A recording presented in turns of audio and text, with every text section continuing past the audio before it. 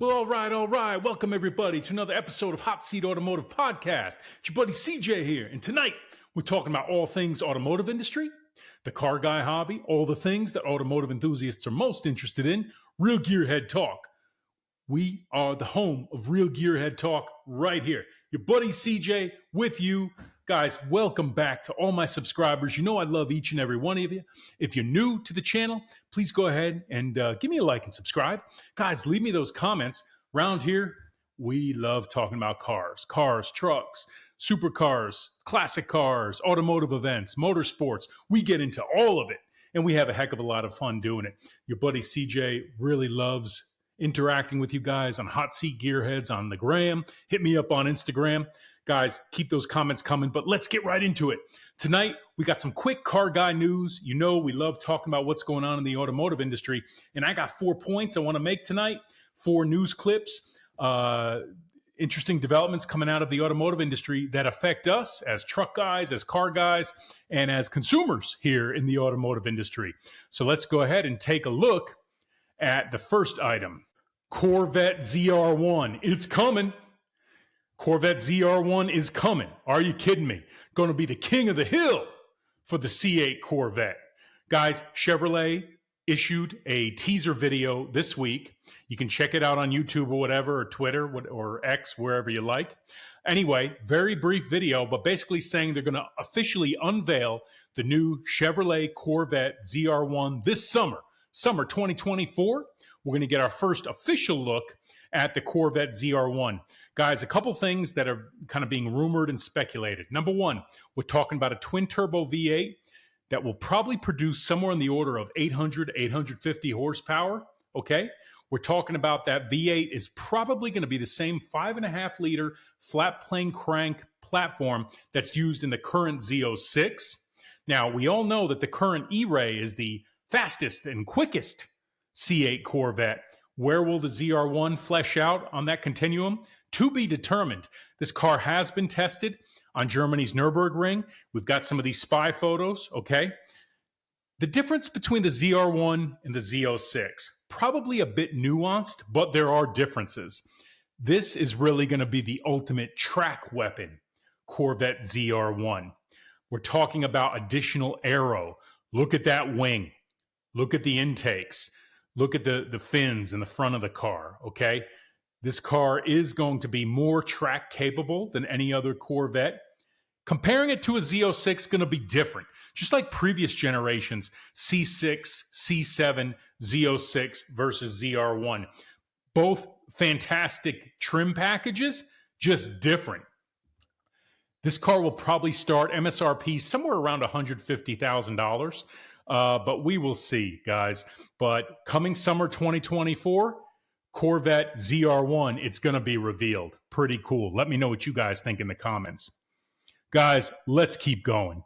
Here we are. We got some big news. Spring 2024 car guy stuff. Should we go Italian? Anyone feel like Italian tonight? Guys, does anyone feel like Italian tonight? Let's go! Fiat 500e? I don't know. Guys, what are we talking about here? Fiat is introducing the 500e. That's a full EV version of this little car. Okay, couple things. It's going to have somewhere around 149-mile range. That's not much, but I suppose they're gearing this towards a buyer in an inner city or someone with a, limited need for range. I don't know. I know that I'm probably not the target market for this, although your buddy CJ is like 6'2". They tell me that 2 large dudes can fit in a 500e. I don't know if you want to. The 2 guys want to be cruising around in a Fiat 500e? I don't know. But in all seriousness, guys, will this car be successful? Here's the thing. Fiat has been struggling trying to establish a foothold in North America for years. My thing is the 500e all EV really the right car right now to save Fiat in North America? I don't know. You know what, guys? I'm going to go out on a limb here and say that this is going to be a tough sell. I do not have a crystal ball. Your buddy CJ does not have a crystal ball. But let me play this tape forward. I'm talking for you, Fiat. Let me play the tape forward for you. You're going to sell this car in North America. You're going to market it for about 3 years. You're going to miss your numbers in each of those 3 years, and then you're going to stop selling it. That's my prediction. I'm not hating on it. Leave me comments if a small Fiat 500e all electric is for you and you're going to run out and buy them. That's cool. Let me know. But these are starting at like $32,000. These are going to be probably optioning out all day $34,000 to $37,000 when new. They're making like a red edition, launch edition. They're making a beauty edition and a music edition, something like that. I think it's kind of interesting what they're trying to do with marketing. I think they did something with Jennifer Lopez and one of her music videos. Hey, look, you're going for a market. If that's your killer angle, go for it. Do you? All I'm saying is, did we not learn any lessons with the smart car in North America? Anybody out there wanting something similar to the smart car in 2024? I don't see the demand. Okay? I don't think this is your answer, Fiat. And here's the other thing. At this price point, at let's say $33,000, $34,000, $35,000, right now, if you really want an EV, at that price point, there's a lot of nice used Teslas. I'm not the biggest Tesla fan, but right now there's a lot of EVs on the market used that you can snag, nicely depreciated. Why would you go and spend big bucks? That's big money for a car like this. That's big money for a car like this in 2024. Knowing full well what else is available in the market, used as an EV right now. Is this the right buy? Is this the right move for Fiat? I'm not sure. I gave you my prediction. I think they're going to have to unwind this. Fiat, you might want to come up with a plan B, leadership. This is your buddy CJ knocking at the door. Attention, Fiat leadership. I don't think the 500e EV is the right vehicle to be pushing hard in North America right now. This may not be your ticket to success in this market. Okay? I'd love to be proven wrong. I've been wrong before. Your buddy CJ has been wrong before. Not often. Guys, I hope you're having as much fun as I am. Let's keep going. That's what we do. That is what we do around here. Who's enjoying the Italian discussion? Mamma mia, let's keep going. Guys, look at this thing on the other end of the continuum. This is the swan song for the Lamborghini Huracan. Are you kidding me, guys? This is the pinnacle of the Lamborghini Huracan. Lamborghini will be producing about 10 of these STJs. This will be a rear-wheel drive special edition to close out the storied run of the Huracan, the last available new Huracans. The technicals are wrapping up as we speak. There'll be a new hybrid replacement announced probably the end of 2024. Guys, a couple things. This Lamborghini Huracan STJ is going to have about 631 horsepower. It's based largely on the STO trim.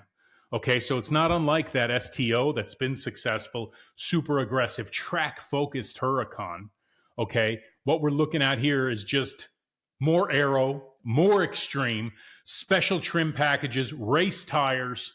Okay, we're talking about an aerodynamic package, adjustable shocks, and those super aggressive race tires. Look at the color scheme. You can get it in this blue with all of that detail and trim, or you're going to be able to get it into a gray, okay, with additional trim and unique styling cues. But they're only making about 10. So let's be blunt. It's going to be a big money car.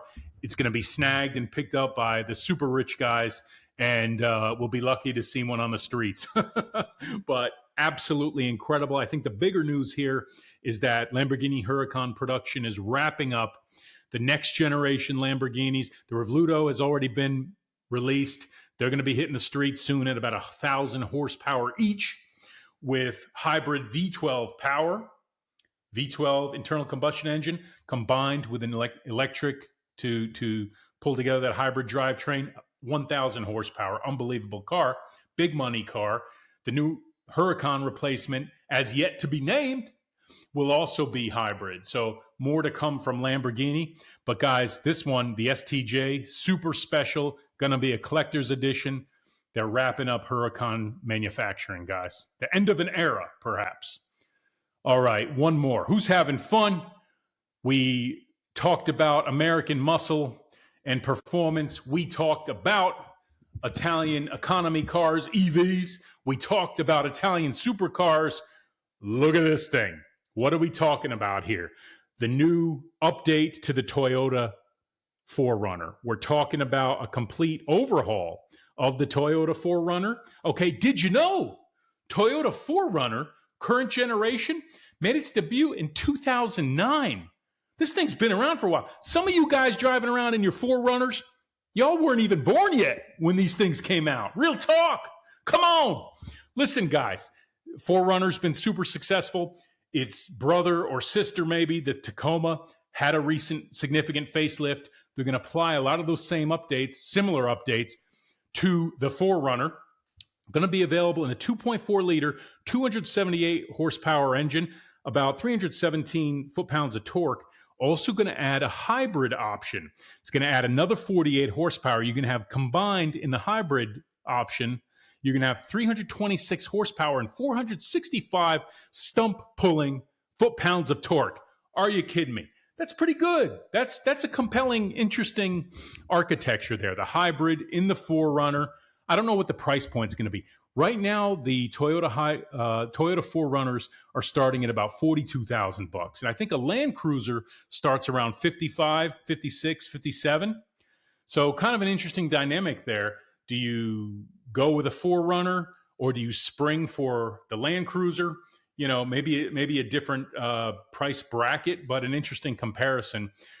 Sales have been down since like 2020, 2021. 4Runner sales have been down almost 18%. So they really need this update.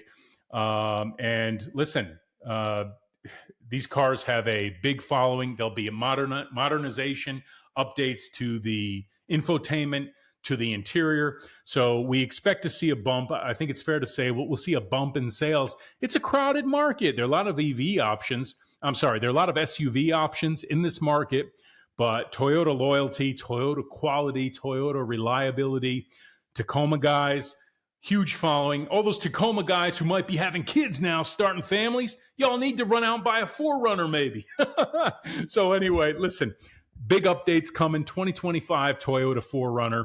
Guys, what do you think? Leave me comments. Hey, listen, your buddy CJ is having a blast tonight. I wanted to come on here, talk to you a little bit about some headlines in automotive news and really kind of see what you guys think. You know, I put a few things out there. Leave me those comments. Give me a like and subscribe. You know, here in Hot Seat Automotive Media, we get into real gearhead talk. That's how we roll. Guys, hope you enjoyed this as much as I did. And I'll see you on the next one. Until then, peace.